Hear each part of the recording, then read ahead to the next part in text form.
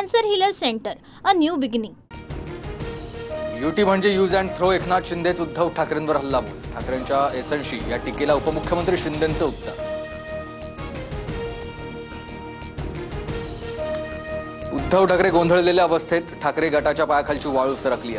उपमुख्यमंत्री शिंदेंचा निशाणा. अमित शहांचं कालचं भाषण जिन्नांनाही लाजवणारं. वक्फ बिल मुस्लिमांच्या हिताचं, म्हणजे तुम्ही हिंदुत्व सोडलं का? उद्धव ठाकरेंचा भाजपला सवाल. ठाकरेंनी बाळासाहेबांचे विचार सोडले. पालिका निवडणुकीसाठी ठाकरेंकडून मतांचं लांगून चालत. भाजपच्या चंद्रशेखर बावनकुळेंची टीका. किरण रिजिजूंकडून राज्यसभेत वक्फ सुधारणा विधेयक सादर. राज्यसभेत आजच विधेयकावर मतदान होणार. काल लोकसभेत वक्फ सुधारणा विधेयकाला मंजुरी.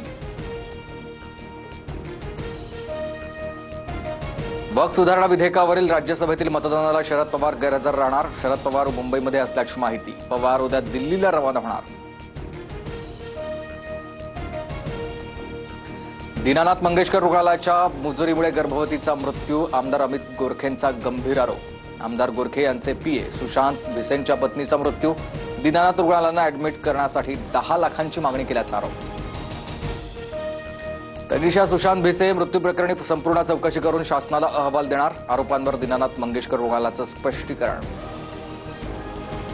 राज ठाकरेंच्या मराठीबाबतच्या सूचनेनंतर मनसे आक्रमक. परळमधील आयडीबीआय आणि कुलाब्यातल्या मुंबई बँकेत जाऊन मनसे कार्यकर्त्यांकडून विचारणा. मराठीत काम झालं पाहिजे, मनसेची मागणी. अंजली दमानिया यांनी घेतली मनोज जरांगेंची भेट. दमानियांकडून जरांगेंच्या तब्येतीची विचारपूस. भेटीवेळी धनंजय देशमुखही उपस्थित. भेटीत विविध विषयांवर चर्चा. गृहराज्यमंत्री योगेश कदम उद्या बीड आणि जालना जिल्ह्याच्या दौऱ्यावर. दिवंगत संतोष देशमुखांच्या कुटुंबियांची मस्साजोगमध्ये भेट घेणार. अनधिकृत बांधकामावर कारवाई करण्यासाठी गेलेल्या केडीएमसीच्या पथकावर हल्ला. शिंदेच्या शिवसेनेच्या दुर्योधन पाटील यांनी रिव्हॉल्व्हरचा धाक दाखवत कर्मचाऱ्यांना मारहाण केल्याचा आरोप. खडकपाडा पोलीस ठाण्यात गुन्हा दाखल. नाशिकच्या जिल्हा रुग्णालयाच्या शिशु विभागात शॉर्ट सर्किटनंतर शिशु विभागातून 69 बालकांना हलवलंय. सुदैवानं कोणतीही जीवितहानी नाही.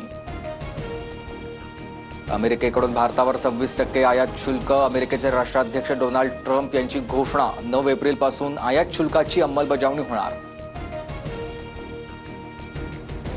भारतातील सोन्याच्या दरावर ट्रम्प यांच्या टॅरिफचा निर्णय परिणाम. आणि 12 तासात सोन्याच्या दरामध्ये 700 रुपयांची वाढ. मुंबईमध्ये सोन्याचे भाव 93,380 रुपयांवर.